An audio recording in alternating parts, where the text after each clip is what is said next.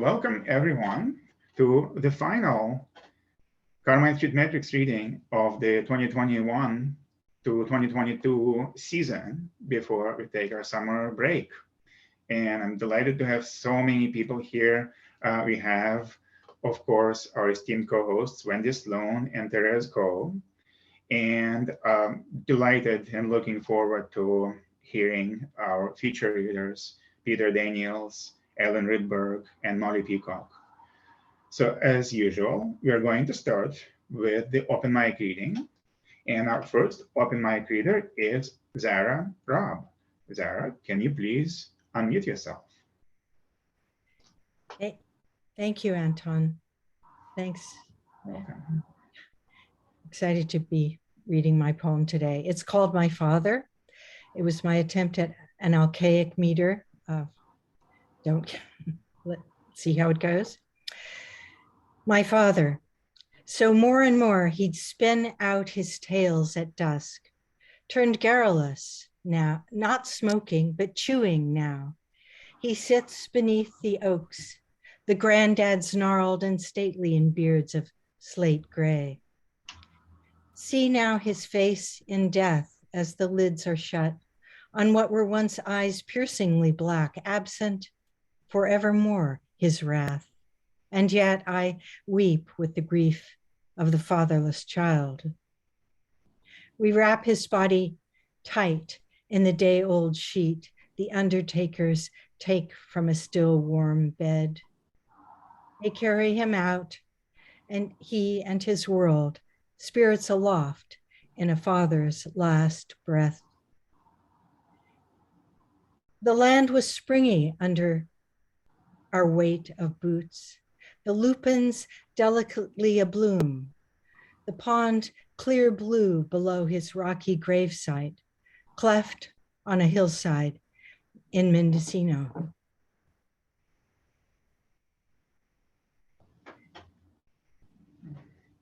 Well, thank you. Thank you very much, Zara. The heartbreaking poem. Thank you for reading it. Our next reader is Anne Drysdale. Hello. Tonight I'm going to introduce you to my new collection. So I'm very proud of it. Here it is. This is what it looks like. I'll start by introducing you to the lady on the cover. She is the Mari Lwyd. That is the Welsh for the grey mare. She's a kind of folk custom in South Wales. She takes the form of a traditional hobby horse, but she's made of a real skull mounted on a pole, and she's carried from house to house in the dark half of the year between Halloween and Christmas. And she creates all sorts of ceremonies, mayhem, misrule, and there's quite a bit of poetry involved. When I first came across her, it was a passing interest in the local folk customs. But the more I learned about her, the more I liked her. And she stayed with me all through this last 2 crazy years in the capacity of imaginary friend. She has several adventures in the course of the book, but I'm going to read you the first of them. This is where the Mari Lwyd dances. Bone white, star bright, I have come to you tonight. I bear no malice, bring no sin. Open the door, let me in. I am the horse that used to be the pitman's drudge or the punter's chance. But benevolent death has set me free, and off I go on my crazy dance. I shall dance that dance from dusk till dawn, the moon above and the road beneath. Having no hooves to drum my tune, I'll dance to the clatter of my teeth. My worldly goods are few indeed, 2 worn-out boots and a gunny sack, though these are the only things I need to dance to the edge of the world and back. But the dance is fast and the road is long, and sometimes I need to catch my breath. So I stop at your door and I sing my song of the old illusions of life and death. I'll sing it for you, and then I'll knock. Here I am, O my next of kin, and you will turn the key in the lock to keep me out. Or what you give, I'll always take. Drink your beer and eat your cake. Where I'm bound, I do not know. Open the door and let me go. Beautiful. Thank you, Anne, and congratulations on the new book. And I hope maybe during the break or somebody you can tell us more about where we can get it. That sounds wonderful. Okay, our next open mic reader is Ron Bremner.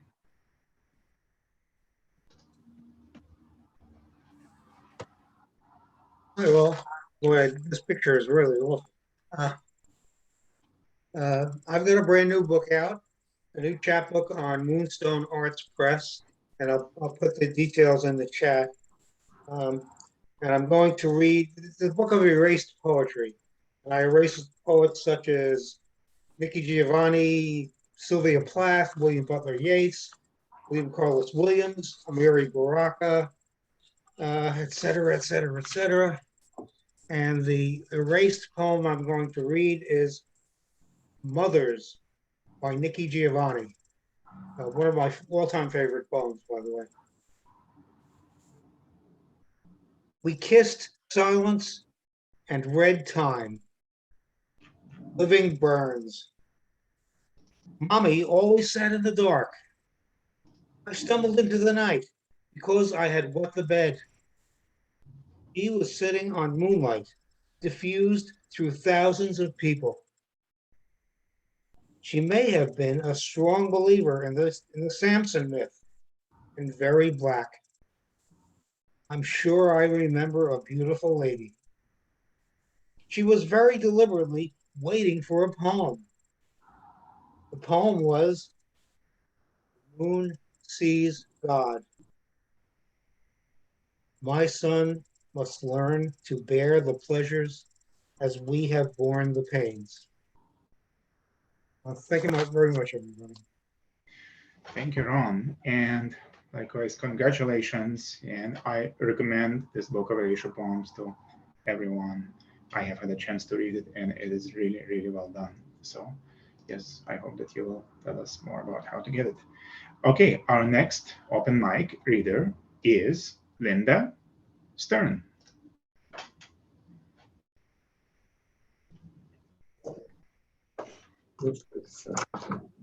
Hi, everyone.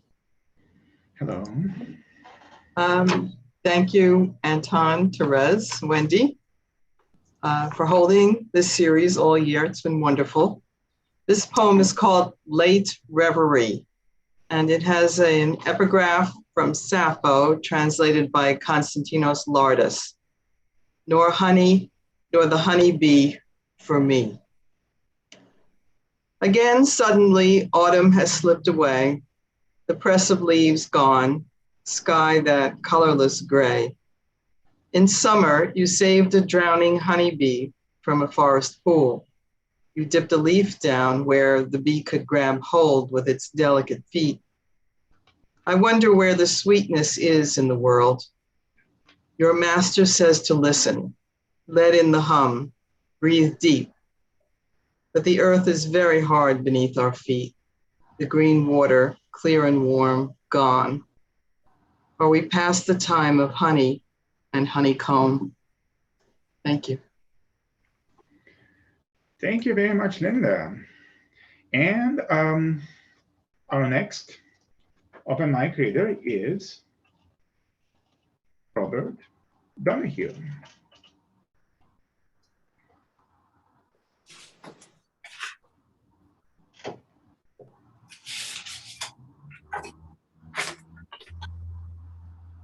All right, this one's called Personal Days. Remembering is something of an art, and we recall our panoramic days, which had the force to set us in our ways. The other ones, with those we gladly part. And if a doctor asked, when did it start? Between my father's death and cousin's phase, we say, believing that this span relays the answer sought. directly from our hearts. Precisely when is what she really needs, but our retention of historic deeds is lacking when it comes to fine detail. We fill our canvases while unaware that with our sloppy brushwork we can fail to understand you weren't even there. Thank you. Thank you. Thank you, Robert. All right. It is now my pleasure to introduce our first feature reader.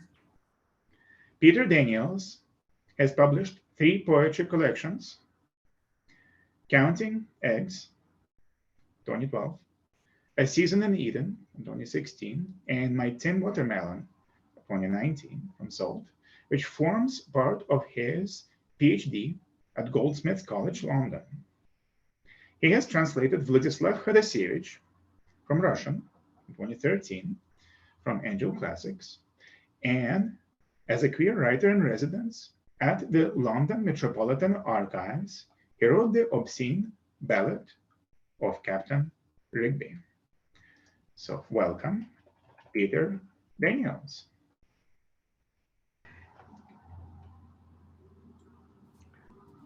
Thank you. It's a great honor to be here. I wasn't expecting it, and here it is. I'm in London, by the way, just so you can kind of feel the context. Some years ago now, I was at the Hawthornden Castle as a Hawthornden Fellow, and I was staying in the Miłosz room, which I think was a room that he'd stayed in himself. So I was reading a lot of him at the time, and this is the one poem that actually comes out in. It's called Riff on a Line of Miłosz. I was afraid of what was wild and indecent in me. No beginning to the thread I found through the forest, the creek full of excrement, I mean shit. And then where I emerged, squeezing through the crush of bodies, I was unsure which part of the station I was in. I was afraid of what was wild and indecent because it was mine, and especially of what I'd seen once at the toilets in a half-known part of the station. I could guess where the creek was coming from and where it would go through the raging forest. I was afraid of what was wild in me, as if it would kill what I found indecent and beautiful, which was only what the bodies of people, afraid, wild and indecent, full of shit, piss, blood and semen, could build out of pieces of wood, bones and dust. I was afraid of the wild rush of water through the forest, approaching the creek from the high path, too dark to see what I might fall down into. Afraid I had to reach the gate before nightfall and show my papers to enter and enjoy the indecent city of toxic lights. I was afraid of what was wild and indecent in me, yet I could find it when I needed it to hustle me onto a train through the forest and give back myself, new and dirty, a small stain on my soul to be kept, stroked, and made into a badge of my allegiance. That's from My Tin Watermelon. I'm going to go back to my first collection, Counting Eggs. This poem goes back to 1992. I spent quite a lot of time in the States. I was based in Minneapolis, but I went to various places, including New York. And this is a poem about being on a walk with Karl Morse, who was a lovely man. It's called Wall Street. We walk further downtown beyond the village graffiti that says, AIDS is thrush and it's curable. Life is money and the buildings are bigger here. It's Ash Wednesday. This is a day to commemorate some crisis. All the last born maybe, picked from among the perfect suits, the ones wearing on their groomed brows a smudge like a smear of sex. Look how ready they are. It makes them hunger for 6 weeks without sin.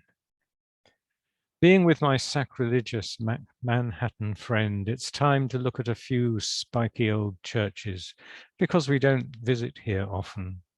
Remarkable needlework, the white altar cloth with crossed pairs of three-tailed scourges in red. More smudges, gladly humble to wear this dirt mark in public.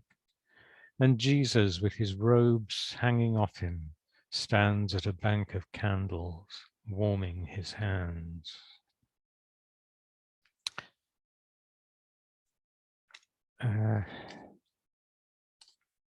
As a contrast, I'm going to read a ghazal I wrote about being English. It's not a kind of strictly proper ghazal, but it's okay.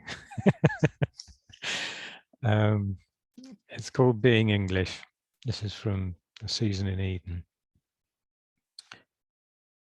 Farmers of Heathrow, my mother's family were Anglo-Saxon, but for one Scottish great-grandmother to leaven the English.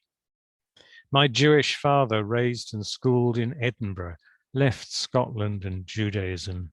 Did that make him English? Hitler would think me Jewish enough. The chief rabbi, should I ask him, wouldn't. Default position, English. I grew up in suburban Birmingham. My mixed blood mingled with the soft Welsh water stolen by the English. My language was delivered to me with the bottled milk at the doorstep and at school. My greatest gift, my English. This blessing entitles me to take it all for granted, muttering under my breath, this land of the English. Forgetfully arrogant, trying not to try too hard. Proudly we take up the cringe. Pardon our empire, we're English. Understatement and gentle irony, you say, have sunk us under fair play and self-blame. We can be just too English. I'm afraid so, though while you're saying it, the ones who like to be disliked will be counting up who counts as English. Bury me elsewhere if you must, but I can claim the earth beneath Terminal 3, a place to welcome you in English.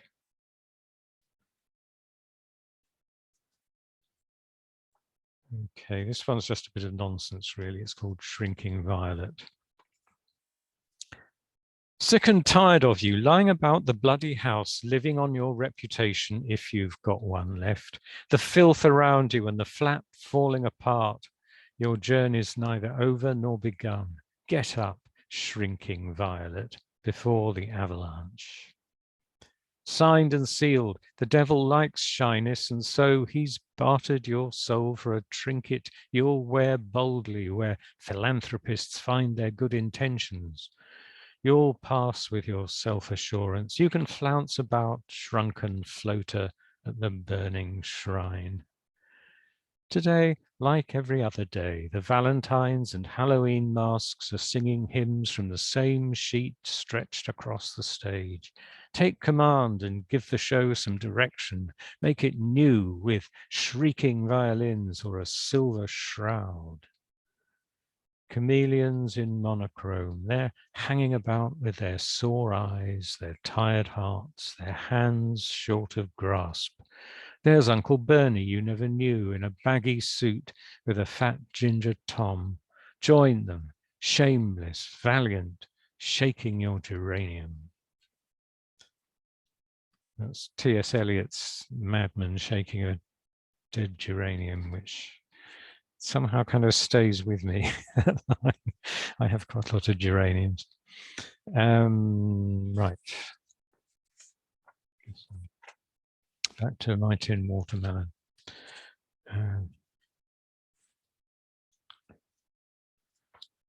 This is a sort of self-portrait, if you like. It's called A Moment. A pork pie or a piece of cheese with his cup of tea. A moment of calm, he can spend it how he pleases.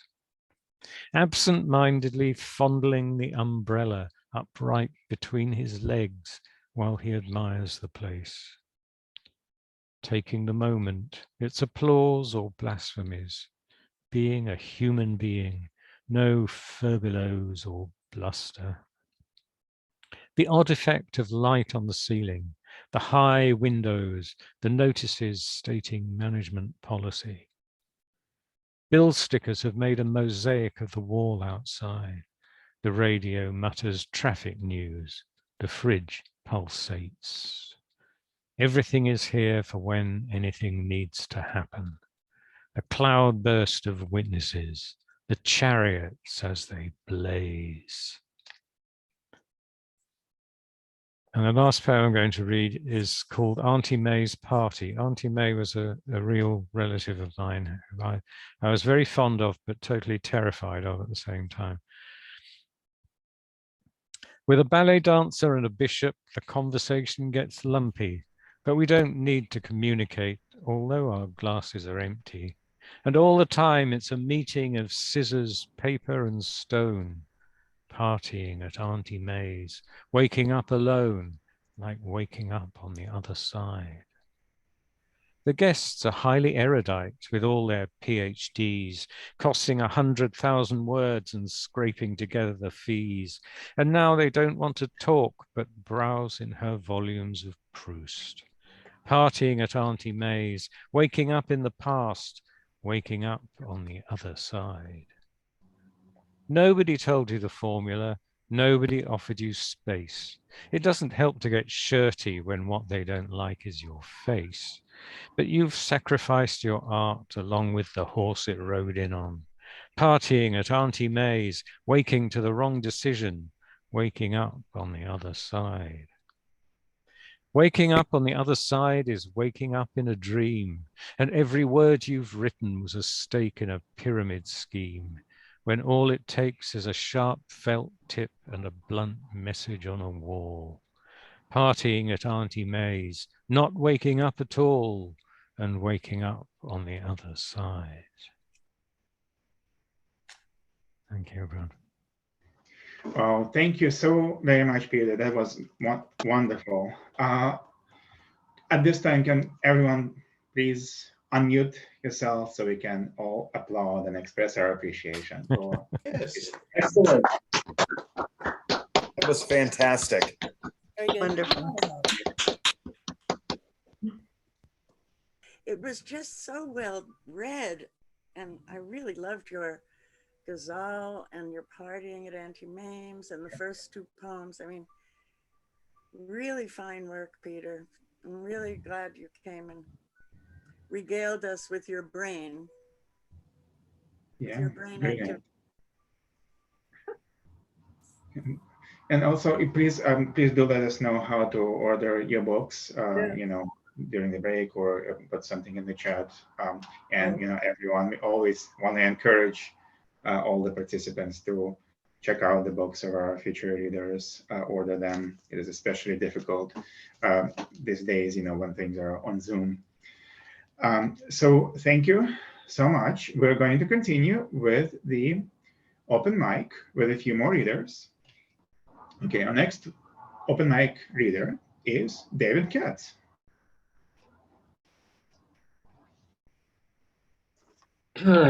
Thanks so much, Anton. I really enjoyed Peter's reading. I've been writing a lot of poems over the last decade or so about my childhood and teenage years from this very far away vantage point of where I am now. This poem, I think, picks up a theme that Peter touched on in his ghazal. It's called The Person I Remember. The person I remember couldn't lie. I turned my collar up against the cold November dusk, against the growing fear I was the only person on the block, half a mile from my father's house down by the river.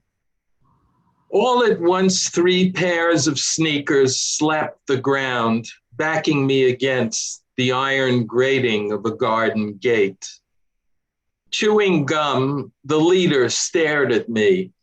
then glanced away in nonchalance or feigned nonchalance at the street lamps blinking on the pavement and the darkening sky above New Jersey.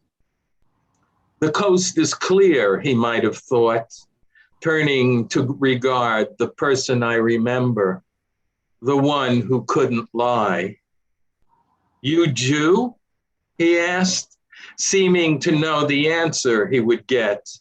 Not that it would have made a difference. The person that I was felt time slow down, as if I'd long ago prepared an answer to that question. Was I, then, a Jew? If I was, I'd have to answer yes, for that was in the nature of the thing itself, to own up to the fact on pain of death, or in this case, of being punched in the face, thrown to the ground, and kicked senseless. Nonetheless, I answered yes. Too bad, the tough guy said.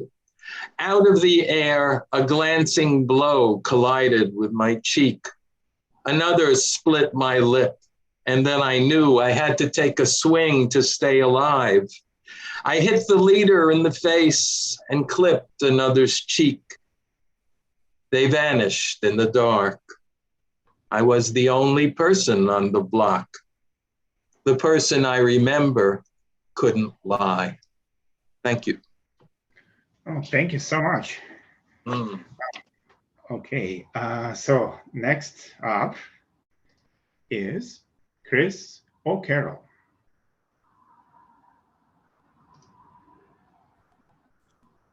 Thank you. Thank you, Anton. This poem was originally published in The Orchards, in the issue of The Orchards in which Molly Peacock was the featured poet. And that struck me as a wonderful, delightful piece of serendipity because this poem is about the peacocks of Arcadia, California. As you may know, that town in California has peacocks the way some cities have pigeons. They're perched in trees and on rooftops. They're strutting across lawns, doing their mating displays up and down the streets and sidewalks. So this is Arcadia's peacocks. These are luxurious, exotic birds, showpieces of big ticket decoration on great estates. Here, though, an infestation, chewing through gardens, heaping lawns with turds, damaging roofs and ornamental trees by perching well above a sparrow's weight, shrieking all night when it comes time to mate. Loud, lusty, harem-seeking cocks, these peas. They teach that even loveliest excess dulls to mere overdose, that every thrill can gag us with a cloying overkill, brewing toxicity from gorgeousness. Or do they? Have we drawn the wrong conclusion from spectacles we prize when they are rare, but grimace at when they swarm everywhere, lush beauties bloated to grotesque profusion? Perhaps this bird turned commonplace invites attentiveness to mundane grace notes we routinely discount. Silver energy whisking a supple squirrel's tail. Gold highlights where dandelion anarchy zaps spring and summer green. Serene or frenzied motes surfing a daylight shaft. The chirping notes night's peacock ordinary crickets sing. Thank you. Oh, thank you very, very much, Chris. Our next open mic reader is Rob Wright. Thanks, Anton. This is from my collection, Last Wishes. Have to get it there to focus. And I'd like to thank Alex Pebble for having confidence in me and publishing this book. And this poem is, the reason I'm reading it today, I think will be self-explanatory. Photograph, Liberia, 1980. Along a beach, posts have been driven, one every 40 feet as if for telephones. And indeed, wires have been strung, but instead of crossbars and insulators, they wrap the torsos of half-naked men, cutting arms and bundling chests, making them look like capons trussed for grazing. A soldier in fatigues and cap scratches his head with a pistol while guarding the men on the posts, his prisoners, who've been rousted from their beds at dawn to come to this beach with its flies, tires, and fish frames wrapped in kelp to become a part of history. The men on the posts are oddly passive, to my viewer's eyes, resigned like people waiting to draw cash or board a bus. But I and the men on the beach know they're going to die. Government officials deposed in a coup and executed for the cameras of the foreign press, the caption reads.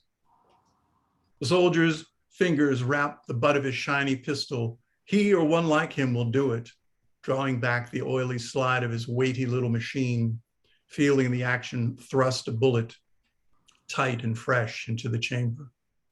Sand chuffs under his boots. Twill, damp with sweat and spray, makes a slight whisking sound as he strolls to the far end of the line. The heads of the prisoners follow him as if by reflex, then look down. Camera shutters chatter, flashes puck, sand, and skin. The pop of the pistol is muted, but the pull of the body's weight runs down the wire. One man, the late Minister of Health, twitches involuntarily and for that gets a volley. Birds fly flat over the water. Photographers and pressmen retire to file early. A smell drifts down the beach, none of death, not yet, but of urine, brackish fear. Prayers mix with the sound of the lapping tide. Inland, a truck climbing a hill downshifts. A woman and child count to 100 in English.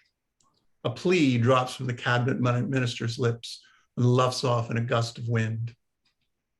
The pistol snaps open, empty, smoking. The minister says, "Oh, my brother." As the soldier thumbs a fresh cartridge against the spring, he fumbles it and it rolls against the feet of the bound man. The soldier has to touch those feet to retrieve the bullet. Begins to ask the minister's pardon, but seeing piss spread across his breeches, chokes off his apology. A man should not do this, he whispers to himself, to the dead and to the living. Wow. Thank you so much, Rob. Riveting, as always. Thank you for reading with us again. And our next open mic reader is Jesse Waters. Hey, folks. So I found that in all the years that I write poetry, the only things that I seem to write about are defeated love, sex, and death. In fact, I'm not really too sure if there's anything else in the world. This poem needs just a hair of context. This is a little bit of old news, but I just found out about it recently. Many of you probably know that conservationists often, to attract birds to small islands to nest, will put decoys.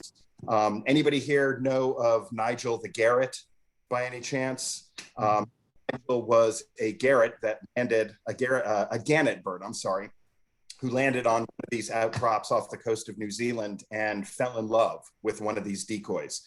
And many of the other birds that would say, "Oh, this is a decoy, I'm not going to stay here." Nigel tried to mate and nest with this decoy and ended up dying on that outcrop. And so this poem is called "For Nigel, the One Island Bird Who Thought Love Was Made of Alabaster," and has an epigraph from conservation ranger Chris Bell, which reads, "Whether or not he was lonely, he certainly never got anything back, and that must have been a very strange experience." So having fallen in love with some decoys myself, I wrote this poem. Something's there that doesn't love a wall, but loves a stone. We call it bird because it flies or looks as if it were a thing with flight. Would break itself for something close to love, but not. It might. Perhaps the weight of silence in an aviary mind took to wing against the song a bird would sing, if just a thing approximating mate would come along and sit for but spell. But no. For Nigel, there alone among the rocks, both shaped like stone and woman built of fate, no neck delectable, no bill designed for pecking. Under the deck of love's thin ship, we all break. That's the way things go, and no amount of wishing will make the loneliness go. So man and bird, in shock and solitude, both shape a thing from Rib to rib to rib. I am there with you, Nigel. Great shattered heart of hope. New Guinea, Broken Bow, even Sacramento or Detroit has one last song ground in the Bowery slope. Let our voices now across the water take one another's grief and shape a wing. Thanks. Wow, thank you very, very much, Jesse. And great to see you virtually join us for the first time. Hopefully it's not the last. Join us again. I'm reminded of a incident many years ago when I went to a decoy museum in Outer Banks, and afterwards, later on, said to a friend about going to the decoy museum, and my friend said, "Well, so what? They didn't want you to find out where the real museum was?" Goofy joke, but the kind I appreciate, I guess. Okay, I have one more open mic reader before our second feature. And the next open mic reader is Claudia Gary. Thank you, Anton. I've been enjoying this very much. Let me just find the poem. So this is called Field Trip. In white on green, the town's name keeps taunting me until one day I take the exit, as reminiscers will. Close to a rundown farm stand, a stately pathway roams to the old house, its fields now swapped for ordinary homes. I think of stepping out for air, but then what would I see? Not you, nor what I once lost there, the dust version of me, preserved inside a lacquered box, someday to be an urn. And all that I once found there, believing stars would turn their jaded eyes to nonpareils, auras to bells and candy fluff, was just enough. Thank you. Thank you very much, Claudia. Okay, it is now my pleasure to introduce our second feature reader. Evan Pober Rittberg is a playwright and poet whose work has appeared in numerous journals and anthologies. Her full-length poetry book, He is Walking Wider, from Kelsey Books, 2021, and two humorous self-help books about caregiving, one of which is Why is Grandma Naked? Caring for Your Aging Parent, and on parenting, 35 Things Your Teen Won't Tell You, So I Will, from Turner Publishing. Were published in 2021 and 2010, respectively. So welcome, Ellen Rittberg. Thank you, Anton and Wendy and Therese for having me. It's my pleasure. And I'll just show a picture of the cover of my book. He is Walking Wider.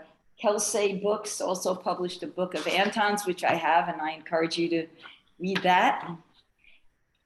George Wallace, who wrote a blurb on the back of my book, said he especially liked my poems about my family, and he also liked my subway poems, so I'm going to read mostly from that.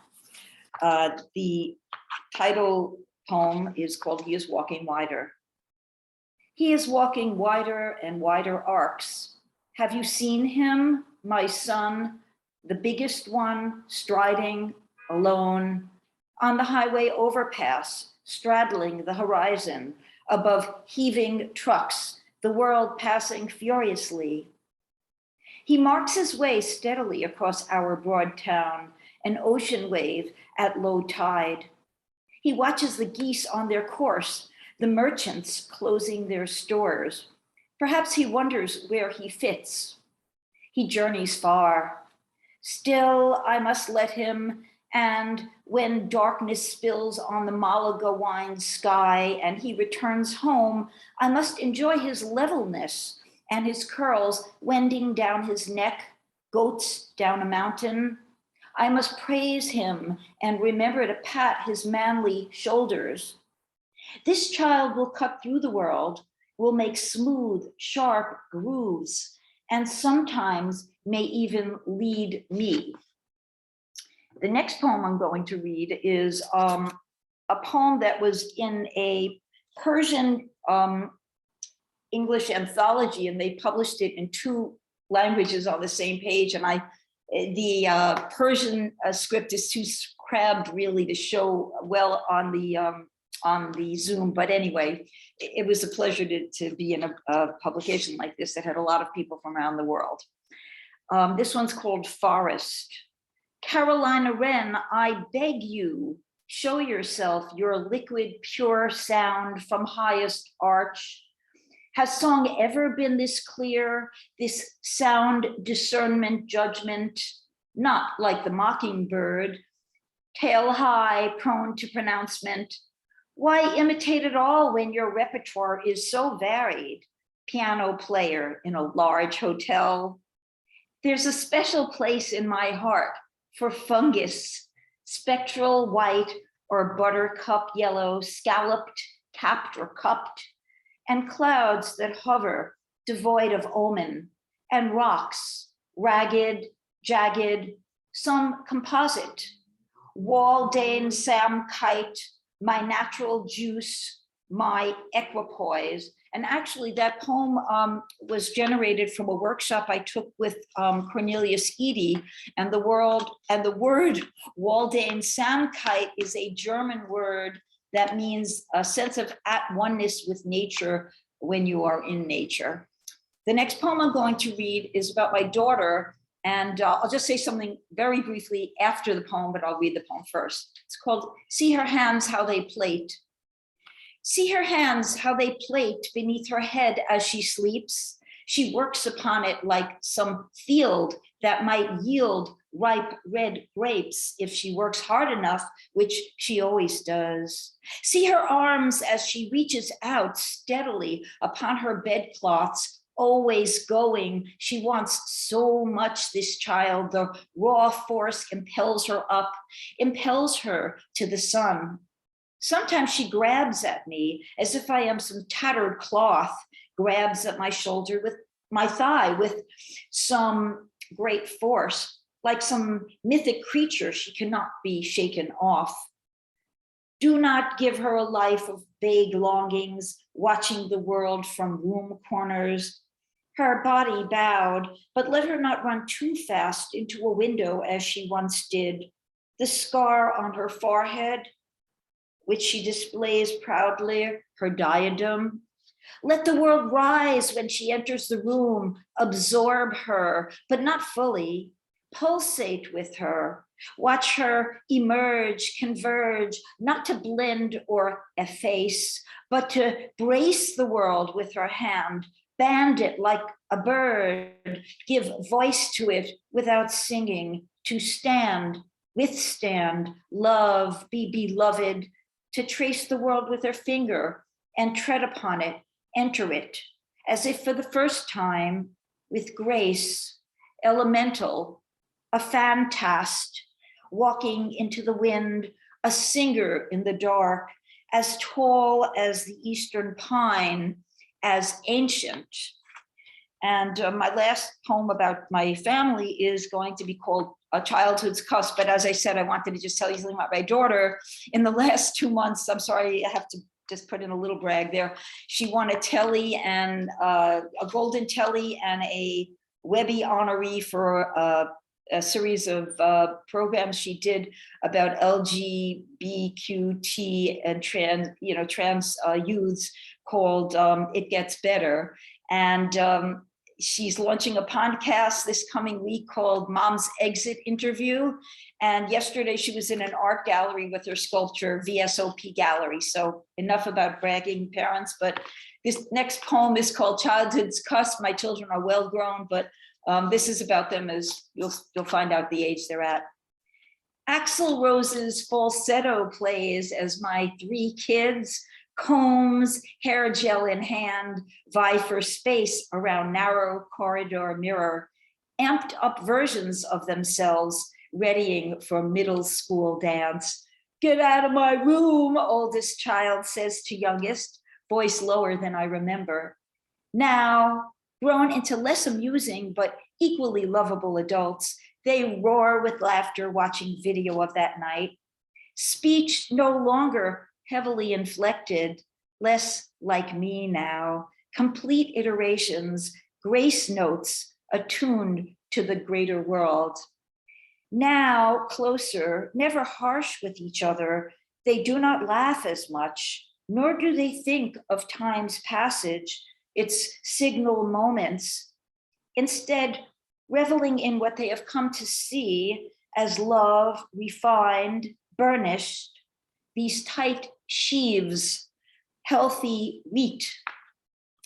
And then I'll read my subway poses. And those three children, they were born within 3 years of each other, which is part of the reason I wrote my book called 35 Things Your Teen Won't Tell You, So I Will. I also was an attorney that represented children, but they are very close. This one's called Subway Poses, and Anton should know it because we performed it with a group from Bowery Poetry Club in the club, and also we took it on the road to an art gallery in Philadelphia, which was a great pleasure, and people minorly acted out the part. And Bill Considine, who I see here, also was a part of our traveling group. Subway Poses. I am mostly in my life from Long Island, but I was always a fish out of water except for the nature.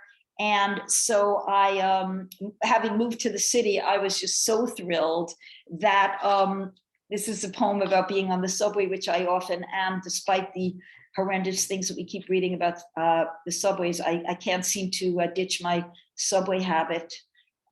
Okay, it's called Subway Poses.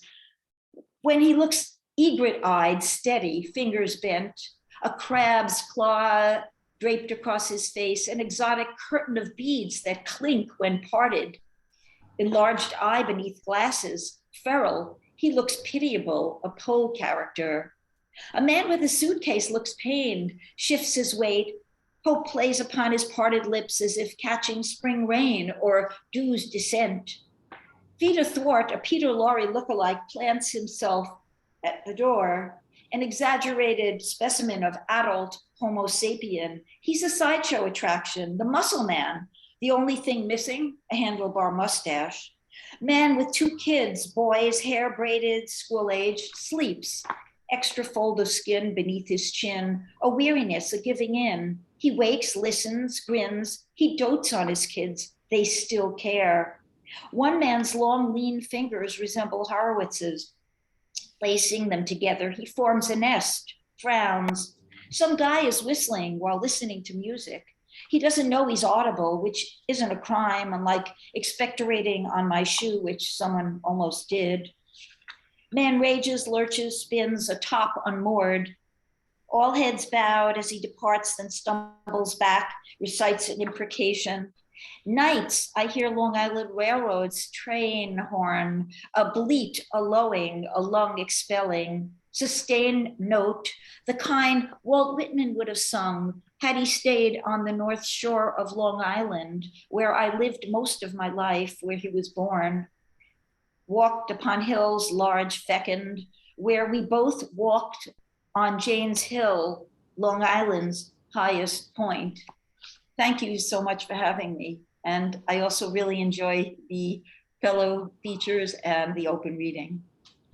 Thank you very, very much, Ellen. And at this time, can everyone please unmute yourself so we can applaud and thank Ellen for reading.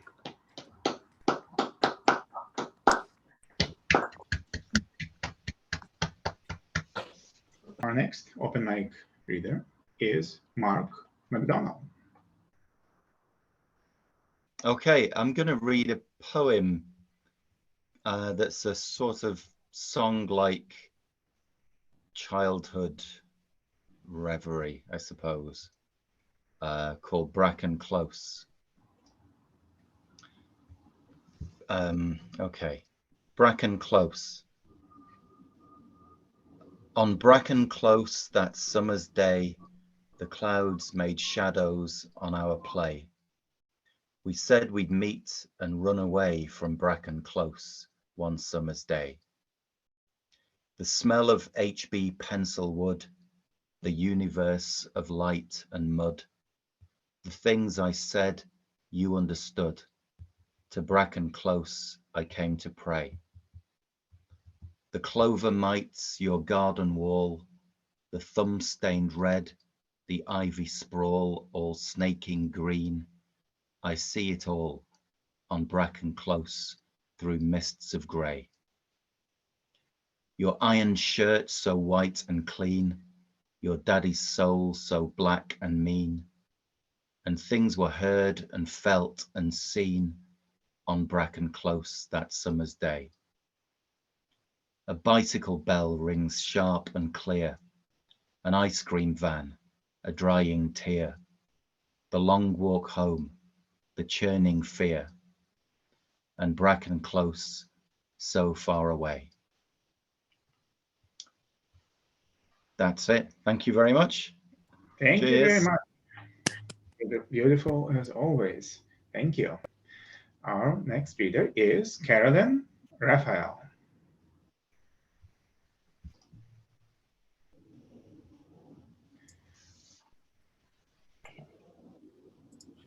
Hello, everybody. Sometimes when the world is too terrible, I tend to turn to very minute subjects, and this is pretty minute. This is a poem about compound words and how they move from 2 words to hyphenated to 1 word. And there's one line I should tell you about. Next to the last, I use the word email twice, first with a hyphen and then as 1 word.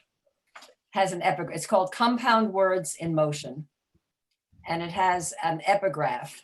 The day he became a father, my cousin called our uncle to deliver the news. You're a great uncle, he said. And our uncle said, thanks. He didn't hear the hyphen, I explained. Okay. I see that bedroom is a single word, while dining room and living room are 2. Teaspoon or teacup, 2 words, but coffee cup preferred by dictionaries that decree taboo. Both hot dogs and French fries are separated. Meatloaf, milkshake, and jelly bean are bound. There seems to be no solid reason stated why you should use a jump rope, 2 words, in the playground, 1 word. And then midway, the site where hyphens board. All compound adjectives before a noun, like one way, chocolate covered, self-assured. Some nouns like t-shirt, check-in, merry-go-round. As words keep moving closer year by year, the laws of compounding remain in flux. First, email ruled. Now, email's also here. If words can pull together, why not us? Thank you. Oh, thank you very, very much, Carolyn. This is great. Okay, our next reader is Susanna Lee. Thank you, Anton. This is a wonderful, wonderful reading. Such joy and thoughtfulness. I have a letter poem. As the minister retires from our Unitarian Universalist Fellowship, my dear Mary, as I reflect on how I've changed since knowing you, I see the flowers you've planted, watered, and weeded, the trees you've tended, the birds you've drawn with your feeders, strategically placed and always refilled as needed. You've encouraged caterpillars to spin and given room to emerging butterflies to stretch their wings and time to strengthen and dry. We've watched together, you and I, as all you've nourished grow and crawl and run and leap and fly and fill the ground and sky with life and joy and song. Thank you for allowing me along on this stretch of your life's journey. I have grown. After you've flown, as all must do, I'll look at trees and birds and bugs and bees and frogs and daffodils and spring green peas and baby deer and ants and praying mantises and sourdough yeast and microscopic beasts in dew and all new life with kaleidoscopic rainbow prism eyes and think of you. Take care wherever you roam, for you are carrying a sprig of my soul, transplanted into your own in trust and love with gratitude. Love always, a better me, Susanna Lee. Thank you. Thank you so very much. It's very, very moving. Our next open mic reader is Harvey Soss.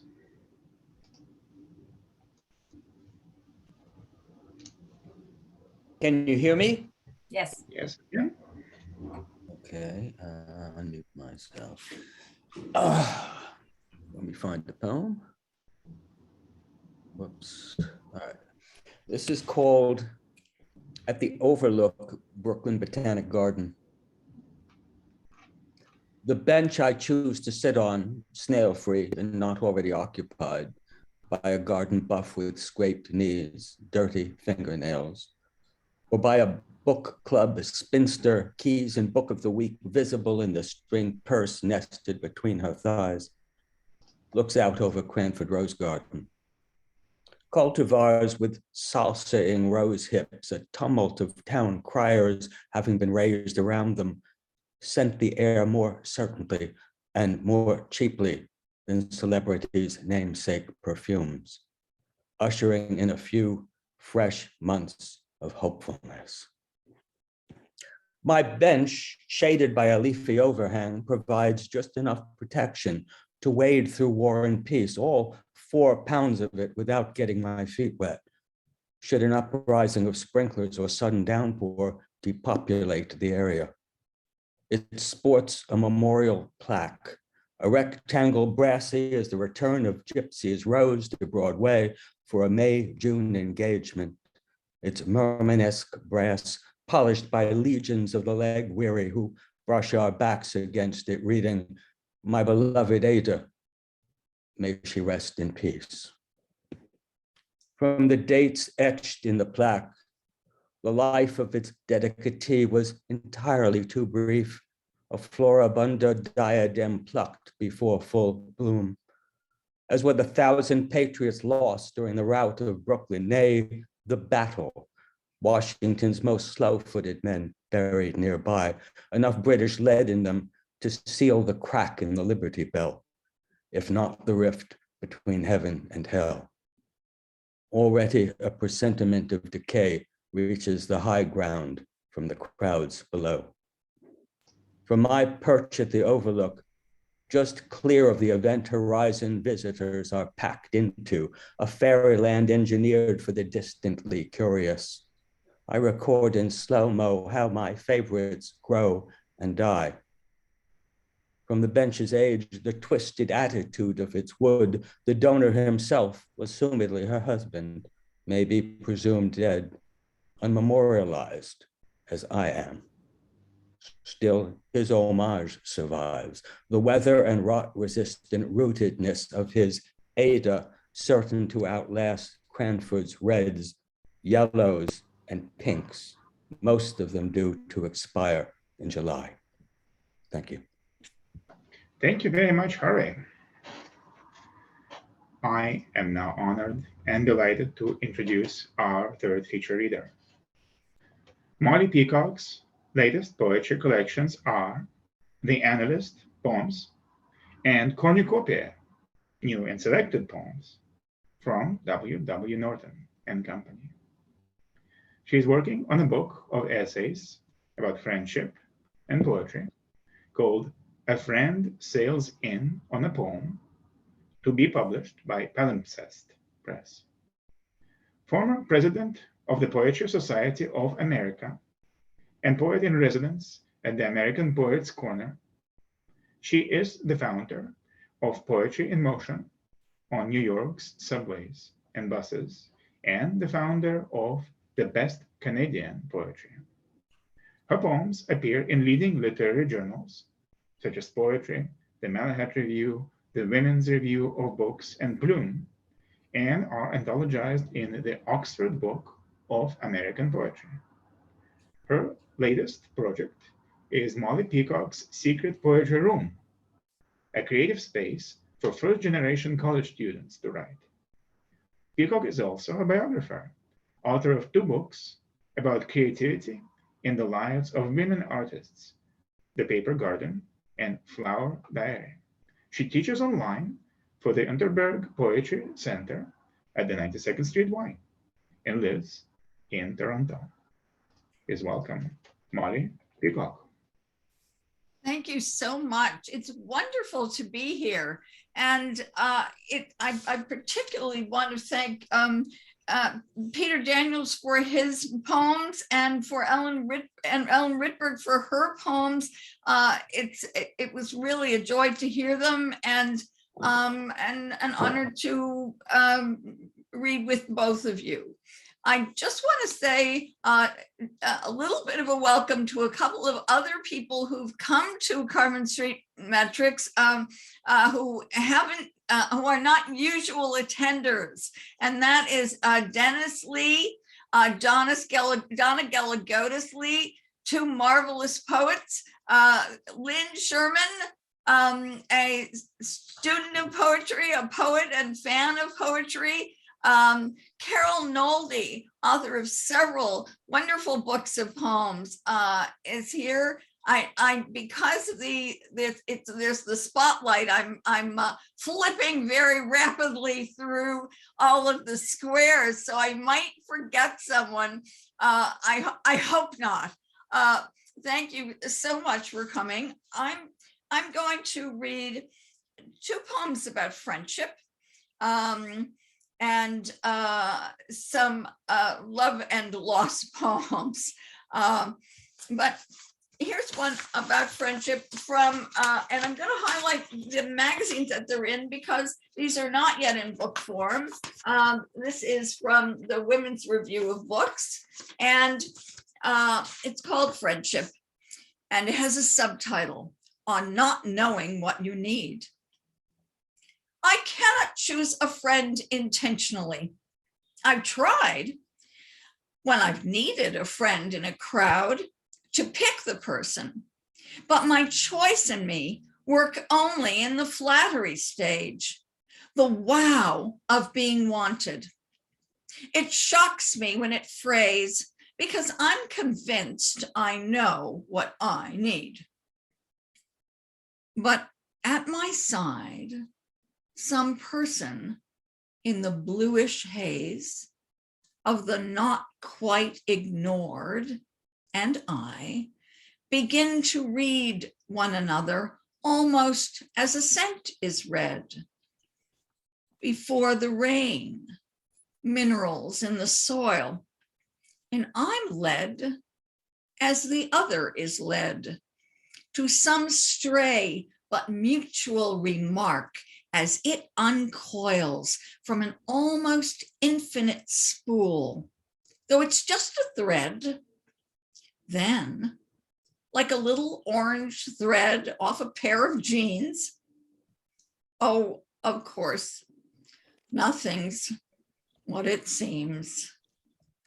Why don't I see that?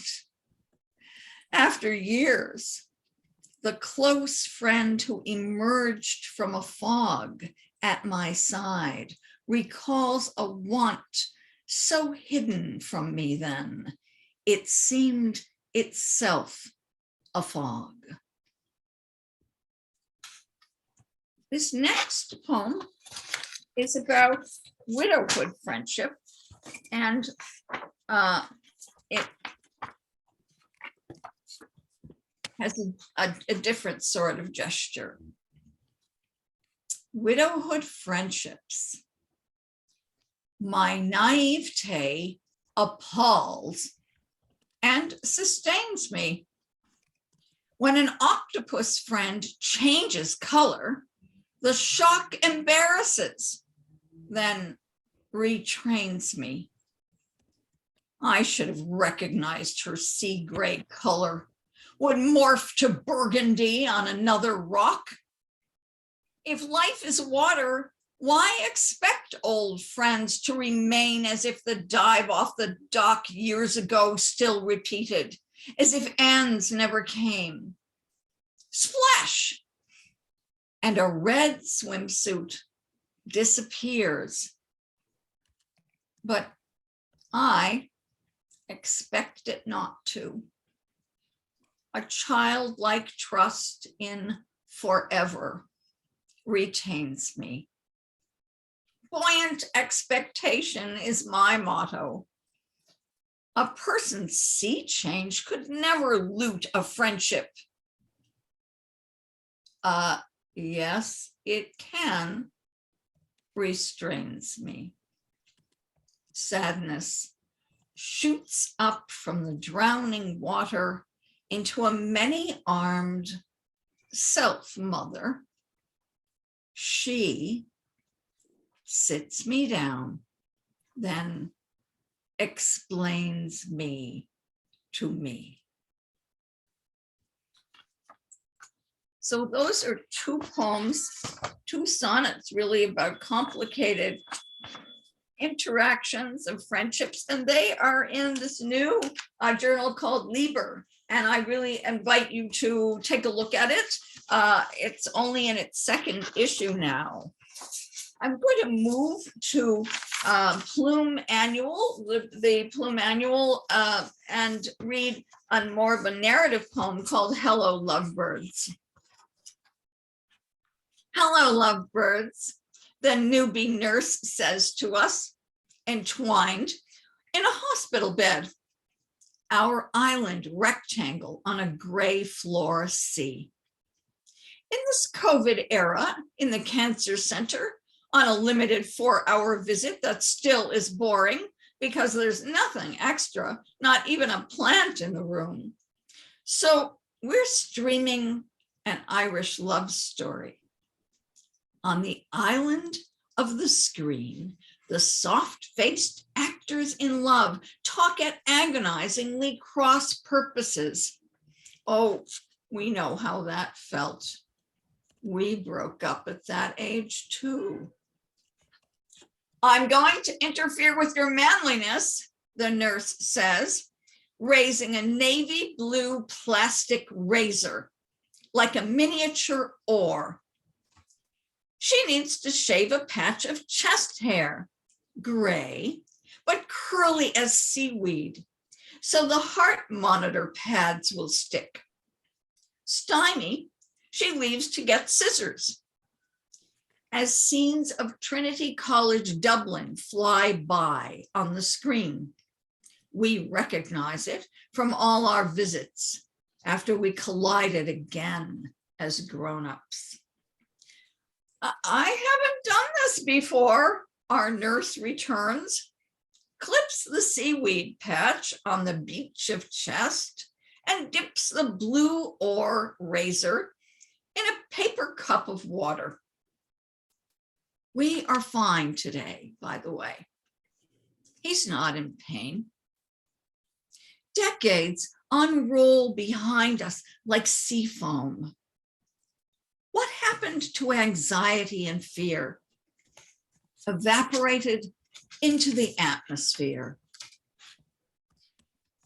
Using a tiny navy blue oar to lift seaweed hair? Pitifully ineffective. We've got some shaving cream, I say to the nurse. We came equipped, of course. The green blue gel foams up. The hair parts, the sticky heart patch attaches to his skin, and we all congratulate ourselves as the nurse wafts out. On the iPad, each actor lies in bed alone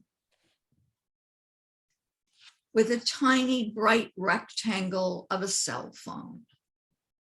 You and I broke up from dorm rooms, standing at heavy, short-corded, turtle-shaped receivers with rotary dials like tillers, 12 cancer recurrences ago. Our cordless phone call later came after our paper letters had found one another. From his twin bed in Dublin, The young man grabs his cell. She has texted him. Two more. One called Petting My Husband's Head in My Lap. When I am so ill, I hope I can be as soft as you are. This morning, you turned and looked up the way the cat, climbing into the clothes hamper, stared at me when he slowly inched in to die. As you've always explained, you are part cat. You won't let me shave the back of your neck or clean you up, presentably human. You need your fur. What have I learned? Not to push. You're another species. Who are you? I used to shout aloud, hoping somehow you would say the same. How thrilled I've been the times you've called my name. But you spoke it as if to a different mammal. With your head in my lap, you whisper as a cat to a convert cat. You've taught me to meow. Me? Ow. I careened into being your wife. Like that moggy cat we saw shooting through all 8 wheels of a moving tractor trailer. Now it's you lighting off to begin your 10th life. And that poem too was in Liber. This is my second shout out for that magazine. And I'm going to read one last poem. These are all, well, not all of them, but the shorter ones are sonnets and overgrown sonnets, maybe heroic sonnets, just for those of you who have the taste for formalist labels. Before I finish, I just want to thank Wendy for our correspondence, Wendy Sloan, and Anton for his laid back but comprehensive organization, and thank all of the readers here today, particularly Harvey, with whom I went to university, and just a shout out to Claudia Gary, whose poems I've followed for quite some time. I know I'm leaving some people out, and I'm sorry for that. I just wanted to give those, say those names and say hello. And here's a poem called "Touched." It's an auto-published poem. When I feel moved and then say, I am touched, it's another presence inside me I sense. The dip of an oar, a canoe being launched. I'm the oar, but I'm the water, and sense at once initiation and response. After you died, I felt you next to me. And over months, you entered gradually into that lake and disappeared. Not gone, but so internalized, you're not next to me. You're not the port or the support. You're done being you. And my loneliness is so extreme that I feel moved by almost anything. Even the forehead of a dog who leans against my knee in an elevator.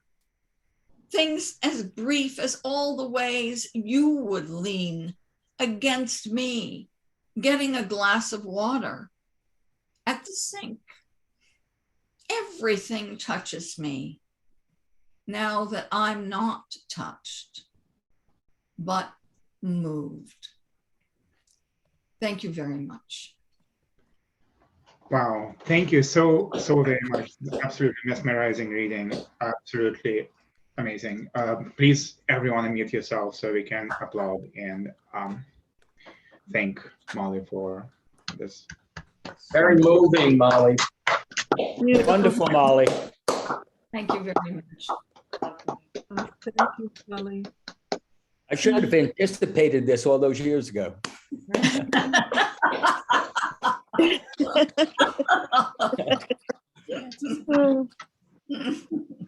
That was exceptional, Molly. Thank you so much.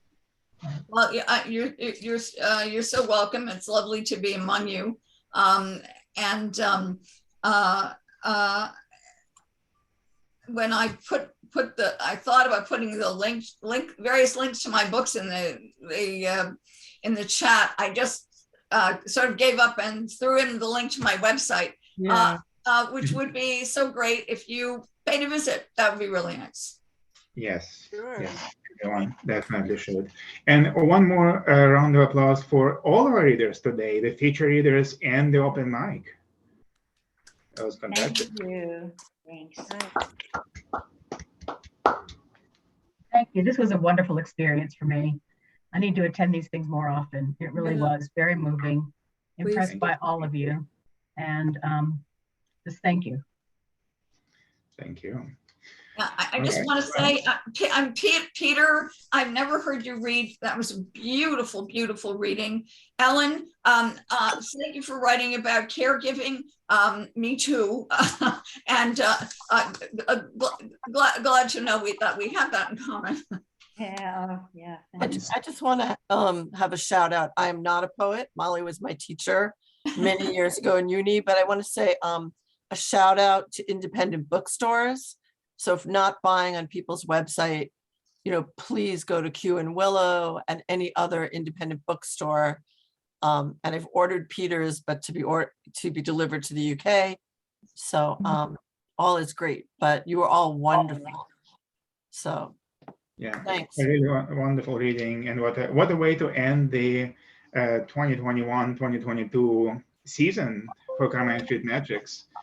So I do hope that thanks to everyone all our regulars, all our open mic participants, all of our features this year, and hope everyone has a wonderful summer.